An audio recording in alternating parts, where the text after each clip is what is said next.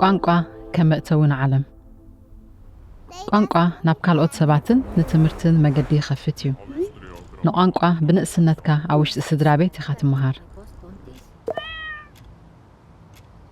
ወላኳ ናይቲ ዘለኹሞ ከባቢ ቋንቋ ኣይኹን እምበር ምስ ቆልዓኹም በቲ ናይ ስድራቤትኩም ቋንቋ ተዛረቡ ቆልዓኹም ነቲ ናይ ስድራቤት ቋንቋ ኣጸቢቑ እንተሒዙ ንኻልኦት ቋንቋታት በቐሊሉ ክመሃር ይኽእል እዩ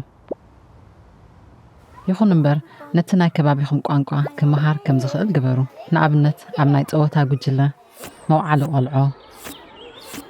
ወይ ድማ ብኻልኦት ናይ ቋንቋ ዘማዕብሉ ቀረባት ቆልዓኹም ሓሳቡ ይገልጽ ቆልዑ ናይ ምዝራብ ፀወታ ይፈትዉ እዮም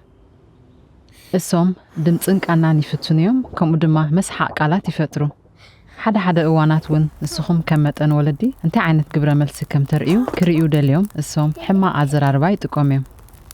ንቆልዓኹም ጽን ኢልኩም ኣድምፅዎ ንሱ እተን ቃላት ብትኽክል እንተዘይተዛረበን እስኹም ንዕአን ብትኽክልን ብፍላይ ድማ ኣነፂርኩም ደጊምኩም ተዛረብዎን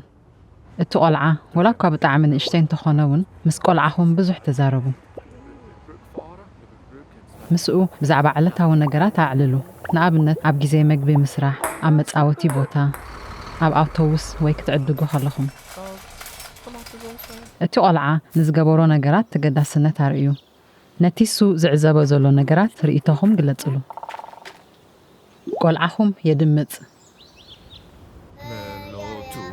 ብሓባር ብናይ ስድራቤትኩም ቋንቋ ዘምሩ ከምኡ ድማ ንቆልዓኹም ካብ ናይ ስእልታት መጽሓፍን ታሪኽን አንብብሉ ኣብቲ ታሪኽ እንታይ ከም ዘጋጠመ ሕተትዎ ድሕሪኡ ኸ እንታይ ክፍጸም ይኽእል እዚ ነቲ ናይ ቆልዓ ሓሳብ ናይ ምፍልፋል ክእለት የነቓቕሕን ከምኡ ድማ ሓሳቡ በቓላት ንኽገልጽ ይምህሮ እዩ ኣብ ቤት ትምህርቲ እቲ ትሕዝቶ ትምህርቲ ብቋንቋ እዩ ዝመሓላለፍ ስፍሕ ዝበለ ማዕቀን ቃላት ንትምህርቲ ይሕግዝ እዩ ከምኡ ውን ጽን ኢልካ ንምስማዕን ንምርዳእን ይሕግዝ ቆልዓ ብቋንቋ ሓደ ነገር ንምፍጻም ዘኽእል ከም ዝኾነ ስምዒትካ ንምግላጽ ከምኡ ድማ መፍትሒ ንምርካብ ዘኽእል ከም ዝኾነ እንተተሞኪሩ ኣብ ጉጅለ ምስ ካልኦት ንምስናይ ይቐሎ እዩ